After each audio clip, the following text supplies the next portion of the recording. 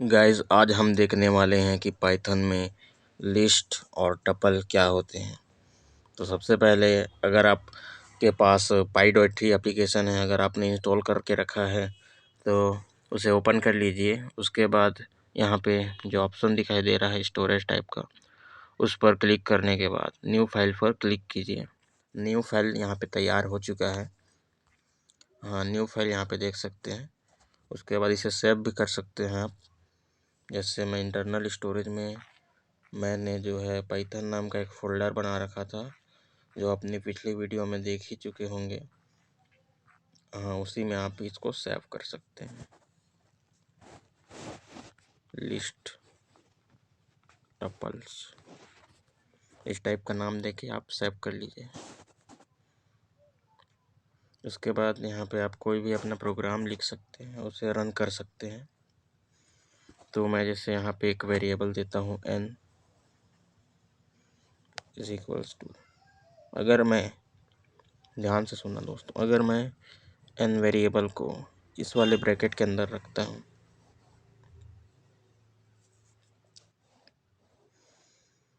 इस ब्रैकेट तो अभी खाली है, ठीक है ना। लेकिन अगर मैं इसमें कुछ वैल्यू रखता हूँ, जैसे कि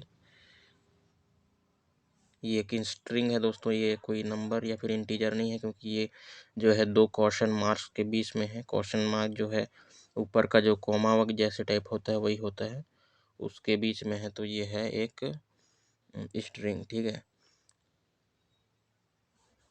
और ये जो है एक नंबर है। तो दोनों अलग अलग हैं दोस्तों, दोनों के टाइप अलग अलग हैं, दोनों अलग अलग टाइप के डाटा हैं, क्योंकि इसमें ये एक स्ट्रिंग है और ये स्ट्रिंग नहीं है, ठीक है दोस्तों। उसके बाद अगर मैं इसमें प्रिंट करता हूँ, प्रिंट करने का तरीका मैंने आपको बता दिया था। प्रिंट कीजिए, फिर ये वाला ब्रैकेट दीजिए, फिर उसके बाद जो लिखना है उसको लिख दीजिए। जैसे कि मैं यहाँ पे लिखता हूँ टाइप, फिर ये वाला ब्रैकेट लिखते हैं, फिर n लिखते हैं। अगर मैं इसको रन करूँ तो ये बताएगा मुझे n का टाइप, मतलब इसके डाटा स्ट्रक्चर का टाइप बताएगा। जैसे आप देख सकते हैं यहाँ पे टपल लिखाया हुआ आ चुका है। टपल क्यों लिखाया हुआ आया है दोस्तों? टपल इसलिए लिखाया हुआ आया क्योंकि यहाँ पे आप n में देख सकते हैं कि 2 इस प्रकार के ब्रैकेट बने हुए हैं। हाँ, ये वाले ब्रैकेट, ये वाला एक ब्रैकेट और ये वाला एक ब्रैकेट, ठीक है। दोनों इस प्रकार के ब्रैकेट से घिरे हुए हैं, इसीलिए एक प्रकार का टपल है। अगर आप किसी भी डाटा के टाइप को जांच करना चाहते हैं कि वो क्या है, टपल है, लिस्ट है या फिर कुछ और है, तो आप इस टेक्निक का यूज़ कर सकते हैं। जैसे मैं कुछ और वेरिएबल लेता हूँ, जैसे कि m लेते हैं, m = मैं लेता हूँ। अगर मैं इस प्रकार का ब्रैकेट बनाता हूँ, इस प्रकार का ब्रैकेट, ठीक है ना, ये वाला ब्रैकेट, ये वाला, हाँ, तो उसमें क्या लिखाएगा चलिए देखते हैं। अगर मैं ऐसे करूँ तो क्या ये सही है दोस्तों? नहीं, ये बिल्कुल सही नहीं है, क्योंकि ये किसी प्रकार का डाटा टाइप ही नहीं है। डाटा टाइप जो होते हैं मैंने आपको पिछली वीडियो में बता दिया है। तो मेनली जो है स्ट्रिंग होंगे और ये होगा एक नंबर या फिर इंटीजर, ठीक है। तो स्ट्रिंग के लिए जो है क्वेश्चन मार्क लगता है, इसमें कुछ भी लिख दीजिए, ये हो जाएगा एक स्ट्रिंग। उसके बाद अगर कॉमा करके आप कुछ भी लिखते हैं या फिर नहीं लिख लेंगे तो भी चलेगा। तो यहाँ पे लिखते हैं 34 35 343, ठीक है। तो ये हो जाएगा अपना लिस्ट हो जाएगा। ये लिस्ट क्यों होगा? क्योंकि ये इस प्रकार के जो ब्रैकेट में आते हैं उसको हम लोग लिस्ट कहते हैं, ठीक है। ये लिस्ट वाला ब्रैकेट समझ जाइए आप, ठीक है। अगर मैं इसको आपको दिखा दूं कि इसका डाटा स्ट्रक्चर क्या है, तो ये लिस्ट ही दिखाएगा, क्योंकि ये लिस्ट ही है तो लिस्ट ही तो दिखाएगा ना। तो टाइप अब क्या लिखूं, जिसमें जैसे उसमें मैंने n लिखा था तो इसमें ब्रैकेट करके m लिखूंगा। तो यहाँ पे आप देख सकते हैं इसका टाइप आ चुका है। पहले का टाइप है टपल, दूसरे का टाइप है लिस्ट। अब आप पूछोगे कि ये m भी ब्रैकेट में है, ये टाइप भी ब्रैकेट में है, तो ये भी क्या लिस्ट है या फिर टपल है?